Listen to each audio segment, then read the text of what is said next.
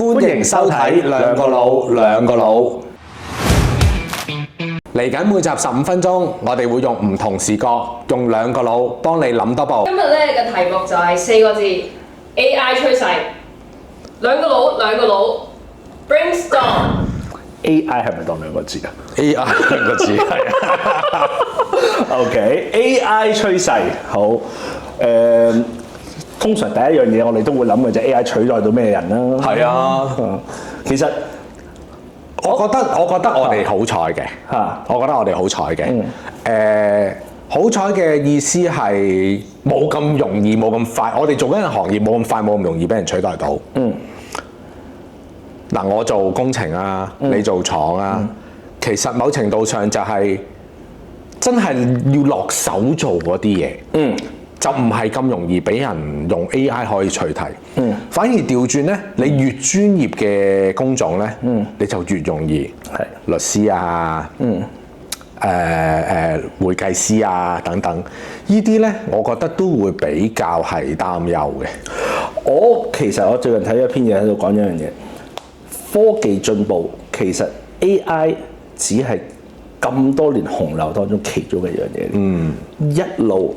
科技都係淘汰緊人，只不過係過咗你唔覺嘅咋。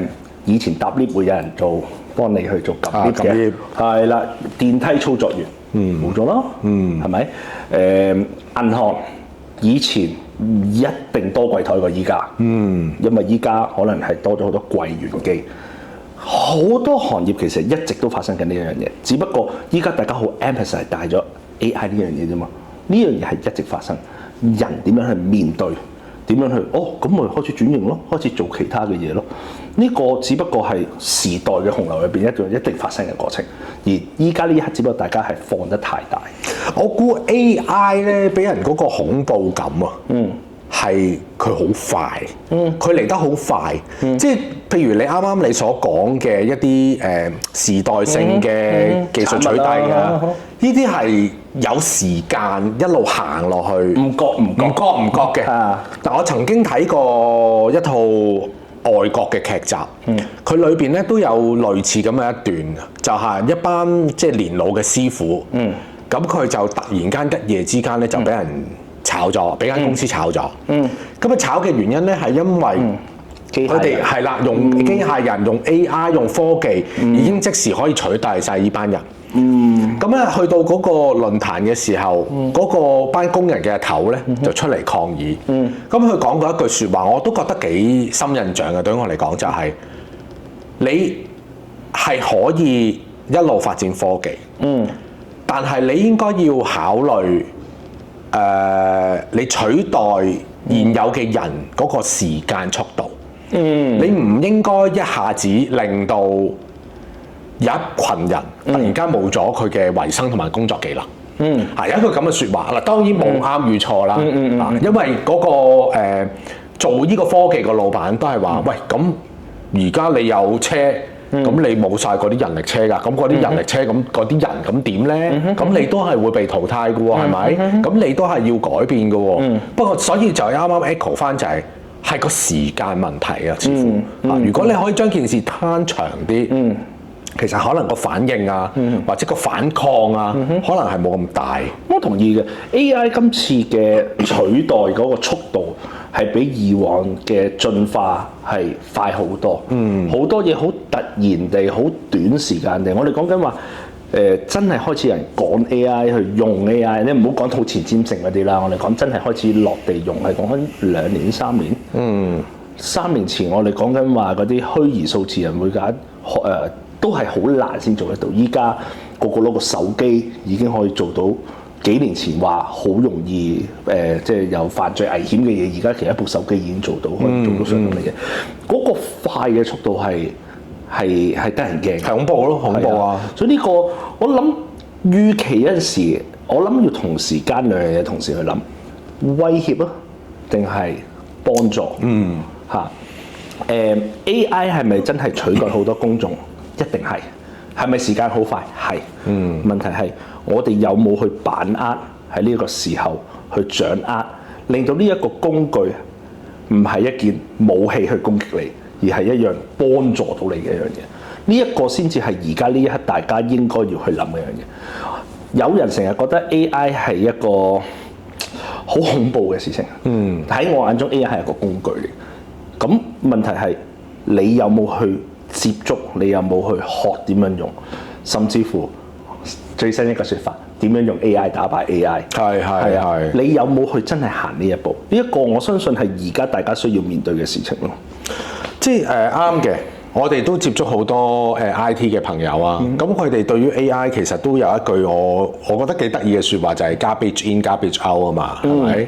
咁你始終你 AI 你成個運作都係我因為網上面有一堆嘅 data 或者 ChatGPT 或者係唔同嘅AI 模型，佢喺網上面你問佢問題，佢就喺網上面收集唔同嘅數據，然之後去話翻俾你聽個答案，或者佢揾到嘅答案。咁即係話其實佢都只能夠係根據於現有嘅歷史或者現有網上面有嘅內容去俾 feedback 你。咁即係話，如果網上面係未發生嘅，咁其實某程度上係佢俾唔到啲創意嘅答案、創意嘅方向你，佢俾唔到你嘅噃。所以你講得啱嘅就係，其實人去到最後就係你點樣去提升自己，從而你令到自己係唔會咁容易或者唔會被 AI 取替。我覺得呢個反而係嚟緊每一個人應該要諗個方向咯。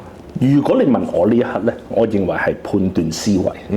即係其實呢一樣嘢由我 let's say 千禧年之後已經發生緊，就係我哋好多時攞嘅 information 從網上去攞。但係而家所謂用 AI 其實都係網上嘅一種，其實快咗啫嘛，快咗啫嘛，係咪？啊、我哋其實喺網上搜尋引擎去搜尋一啲唔同嘅嘢翻嚟，呢一樣嘢我哋已經做咗10年、20年，已經做咗好多年，只係好快得到。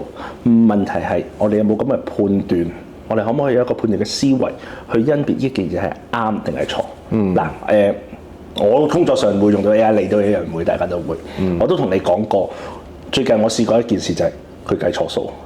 喂，大佬啊，我唔係俾一條天文數字嘅數俾佢計啊，係一份 budget planning 嚟嘅啫。講緊係幾十萬嘢。咁你點樣去加埋、加減乘除？sorry 冇除添啊，加減添啫。係啊，佢最後可以錯嘅喎。但係如果嗰份嘢我交咗出去，我唔計下條數，我唔會，咁會點咧？呢個我相信就係我擔心 AI 對成個社會嘅一個影響。應該你又咁叻，你又即係或者咁乖，你又走去撳下嗰堆數字咧？可能係有少少好似唔係好對路嘅感覺，即係始終自己工作咗咁多年，你睇落去。坦白講，我唔係一個心算好叻嘅人，OK，但係你有陣時會覺得，咦，好似點解我講完咗少少嘢之後，都數冇乜點變，好似都變得唔啱咁，有個 sense 就去自己去再核算一次。呢一個係我見到而家普遍人用 AI 有一個問題就係太過信任。我就係遇過呢樣嘢，我就係睇到，喂，原來可以計錯，唔係好複雜嘅數。呢個只不過係一個運算嘅問題，我用嗰個仲要係出咗名，話係我可以做財務報表又成啊，咁樣講到自己好叻，除咗穿梭機㗎啦。佢仲要係 specify 佢喺財務上面好叻嘅。有呢啲咁 specific 嘅 AI 我原本我都唔知，但係之後啲人話俾我知，呢一個係喺財務領域分析財務上邊啊，甚至乎會幫你做埋成份 P&L 出嚟咁樣。喂，你已經係一個標榜自己呢一樣專業㗎咯喎，大佬我而家又唔係揾你幫我測時辰八字喎，我揾翻你最專長嘅嘢嚟㗎啦，係咪先？我而家唔係話你係一個風水大師，你幫我算下條命㗎咯喎已經，咁你都可以計錯，咁其實係一個自我反省嚟嘅，就係必須要自己，其實自己嘅經驗同埋自己嘅腦去思考，或者自己小心去再核對呢個重要性。啱啊！其實我同好多朋友嘅討論都係類似咁，尤其是可能 IT 嘅朋友啦，我哋都即係喺度討論，其實 AI 已經係唔會翻轉頭㗎啦，佢只會一路行。你驚佢，你都只能夠係驚佢嘅啫。個問題就係你將來嘅社會，你喺你嘅工作或者喺你嘅生活裏邊，你點樣去 master 佢？呢個先係最大嘅重點。嗱，講真啦，你唔好話係咪 AI 啦，即係作為一個管理者，你下邊有隊兵，俾你嘅個個都係 LeBron James 嘅，個個都係 Elon Musk 嘅，當佢聽你講啦，咁你都要管理到佢啊，個個都咁醒啊，係咪先？咁而家問題就係你將嗰啲唔係人，佢變咗個 machine 一個機器。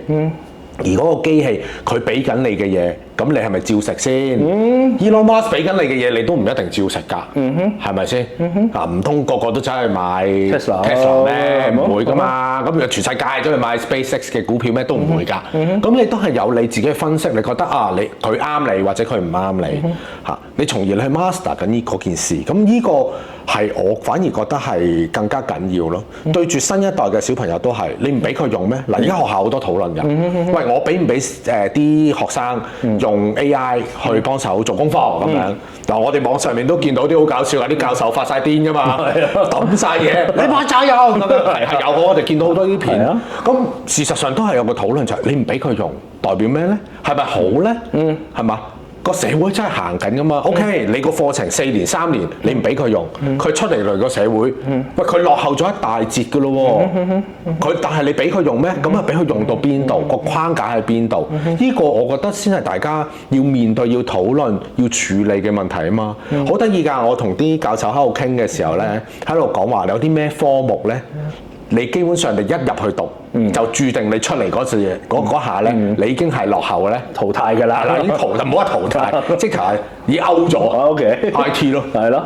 我有同朋友讀 IT，你今日入去第一日，你讀 IT， 4年之後你畢業出嚟，你4年前學嘅嘢，肯定係垃圾嚟㗎啦。喺而家呢個世代肯定係，係咪先？咁即係話個問題就係你都要不斷去 update 你自己，從而你去可以用到 master 到嗰啲咁嘅。technical 嘅東西，你先至得㗎嘛？我覺得你個形容詞幾好嘅。我哋作為管理者，我哋管理者，AI 其實可以係只係等於我哋一個下屬。佢做錯嘢，你唔睇照交，咁究竟係你下屬嘅問題，你嘅問題咯？啱啊，係啊，呢個就係我哋需要去學懂，就係佢並非完美。啱啊，係啊。咁呢個我相信就係我哋嚟緊將來我哋要學嘅一個大嘅方向。你啱啱講到話，喂。世界係會變㗎啦，喂，咁唔通，喂，你唔俾人用 AI，咁即係等於話點啊？我哋啲書不如唔好 print 出嚟啦，我哋不如用翻石頭作啦，好唔好啊？唉，唔好講咁遠，以後大家唔好上網抄文章啦，去翻圖書館揾啦。我總之我要抄嘢，我就唔好上網翻圖書館揾，唔俾你 Google， 唔俾你 Google， 係啦，即係其實永遠個世界就係要咁樣進步落去，爭在係你點樣去好好地用，同埋用得啱。而下一樣我想講嘅就係，你除咗去審核去翻 audit 翻自己問完佢攞嘅嘢之外，下一樣嘢就係你點樣判斷嘢準唔準確？數字好容易，只係你攞部 calculator 出嚟篤，咁你就可以計得翻。佢俾咗個答案嚟，我即係呢個係一個科幻電影嘅片段嚟。你諗下，如果有人操控到 AI。操控到佢答你嗰個答案，而你個人係冇判斷力嘅話，其實一樣幾恐怖嘅事嚟㗎，係咪先？係啊，你 Google 其實都已經有人喺度講緊呢一樣嘢啦。你網上搜尋佢哋搜尋嘅嘢，其實已經有偏向地俾你有好多答案你係未必係睇到，或者擺得好後你根本會撳唔到。AI 仲直接，佢淨係俾個答案。係啦，佢只要偏少少嘅話，其實你已經唔知道。所以。判斷力嗱，啱啱第一個係小心地運用去重新去 audit， 第二個係點樣去判斷嘅嘢啱定錯，點樣唔好俾佢影響咗自己嘅價值觀。呢個係我反而覺得係未來嘅社會需要學識嘅一樣嘢。咁你作為一個老闆啦，你點樣？你鼓唔鼓勵你同事用咧？我唔反對㗎，我真係唔反對嘅。正如我啱啱所講，用完我都係信你交俾我嘅嘢。咁你點樣幫助佢哋咧？其實我哋公司都會俾啲同事去用一啲唔同嘅 AI 工具去做佢哋自己嘅工作。我好似啱啱所講，我鼓勵佢哋用，但係我係有一個好大嘅原則就係，我都係睇係你教出嚟。你用乜嘢工具其實唔緊要嘅。我哋講可能排版 marketing 排版咁樣，由可能唔係好耐之前80年代、90年代頭，所有都係剪貼貼。之後再擺埋一齊，咁佢出咗一個 post， 即係出咗一個 poster 出嚟。到後尾可能就開始用 Photoshop 去做，唔好將啲嘢怪落個工具上邊。最緊要係你作為 output 嗰個有冇錯？你成篇嘢打錯一個字，哎呀，因為打字嗰度打錯咗咯。咁係你嘅問題定係 Photoshop 嘅問題啊？我嘛，所以嚟啫嘛。咁我支唔支持你哋用啊？你用乜嘢工具我都支持嚇。你發現原來要用支螺絲批先可以計到加減數，你咪攞支螺絲批去咯。最重要係你交俾我嗰條數，原來1+1係等於2係你交俾我嘅。原來你俾咗1+1等於3俾我，我哪怕你係用個太空船嚟計嘅，你攞個超級電腦嚟計嘅，我都唔關我事啦。所以咧，往後咧，其實每個人咧係要更加喺個精神或者係思想層面上面提升更多，你先至可以再做好你嘅工作。OK，cut。今集講到呢度，如果大家對呢個 topic 有興趣，或者有更加多嘅 topic 想我哋講下嘅話，可以同我哋呢度留言，同我哋分享一下。記住訂閱我哋嘅 channel，我哋會分享更多商業管理嘅知識俾大家。今集嚟到呢度，下集再見，拜拜。